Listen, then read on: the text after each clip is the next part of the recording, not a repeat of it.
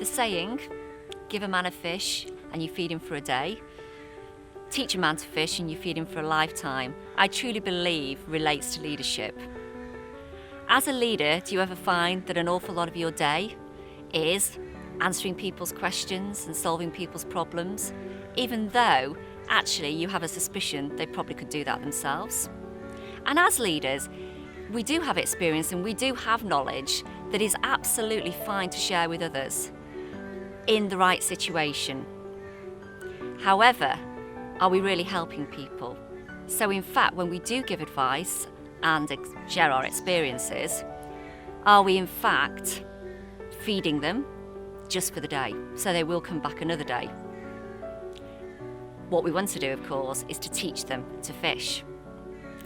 But by just feeding them, we're also probably feeding something in ourselves. I know that I have a real need for recognition and also to be needed. And that helps me in an awful lot of aspects of my life. But in leadership and coaching, it can be a real hindrance. When somebody asks me for my advice, I absolutely love that. I'm helping them, aren't I? But in essence, I'm really just truly filling a need in myself. So when I came across really what coaching was all about, which is giving somebody else the capacity to solve their own problems by getting them to explore their own situation, that really did enlighten me as to what we can do for other people. So rather than feeding me, it's all about that person. I came across a story a number of years ago which really helps me relate and think about what I'm doing to help other people. And that's the story of a man who came across a butterfly cocoon. And the man came across this cocoon and saw the small hole and the butterfly struggling to get through this small hole. And he was absolutely fascinated with this butterfly's struggle. And as he watched it, he was curious as to how the butterfly was going to manage to get through this minute hole. He went away, and a few hours later he came back, and the butterfly was still trying to struggle through the hole. He watched, thinking, what could he do to help?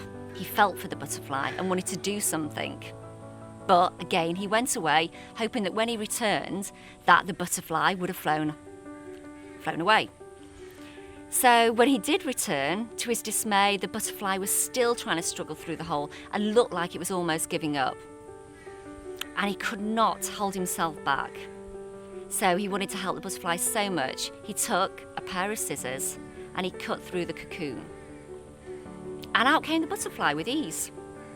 But to his absolute horror, instead of the butterfly that he expected, the butterfly had an engorged body and withered wings.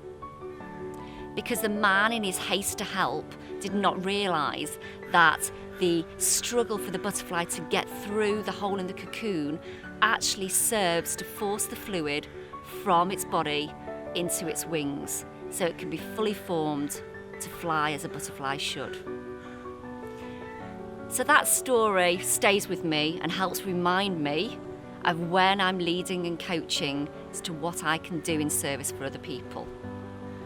So I challenge you as leaders to, next time, before you dive in and give advice, is to think about how much pleasure you get from solving problems, and instead give the greatest gift of giving that other person the pleasure of solving their own problem by asking great questions, getting them to explore their situation, and more importantly, it's about patience. Waiting whilst, in fact, the person probably struggles to their own solution. Because great leaders are surrounded by beautiful butterflies.